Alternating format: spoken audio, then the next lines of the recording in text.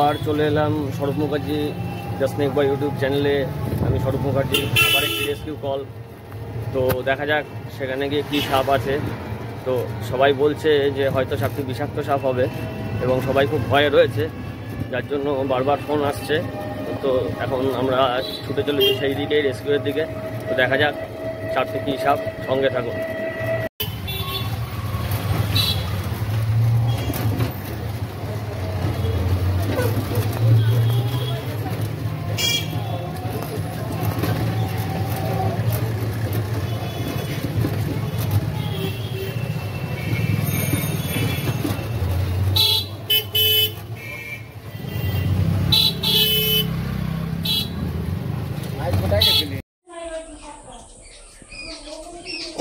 নাড়াবেন না, নাড়াবেন না। এই দেখি আমাকে মানুষ কোন দিকটা? যাও ভেতরে যাও। দেখা যাচ্ছে এখনো? হ্যাঁ হ্যাঁ হ্যাঁ, ঘন্টাখানেক তো দাঁড়িয়ে আছি, আগিয়ে দিচ্ছি, কাজ হেল্প করছি। হ্যাঁ, হাত পা লেগে যাচ্ছে। বন্ধ করছো কেন? কি সব এমনি টসটা জ্বলছে। দেখছো? আস্তে, তাড়াহুড়ো কিছু নেই। ফোন কোথায় রাখলি ভাই? আমার ফোন পকেটে। আমি আবার যাবে হাটে, বুঝছো?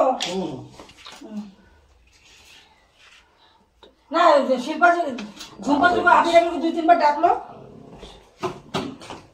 কি ডাকো এটার নাম? পরে দাঁড়ান, আগে কাজ সেরে নি। কামড়াচ্ছে নিচেই, যাতে পারছে তাতে মারছে।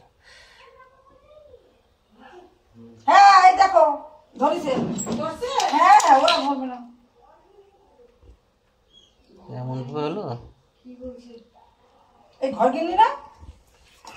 ঘর কিনে ঘর কিনলি তো?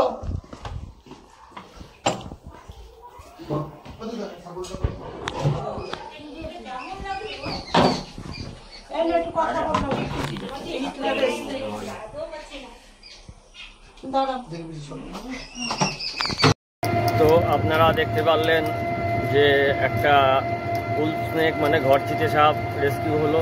সাপটি এমন একটি জায়গায় ছিল, সাপটিকে হঠাৎ করে দেখে চেনা যাচ্ছিল না। সবাই একটু ঘাবড়েছিল যে কারণে, যে সাপটি হয়তো বিষাক্ত কোনো সাপের বাচ্চা বা অন্য কোনো ছোট বিষাক্ত সাপ হবে।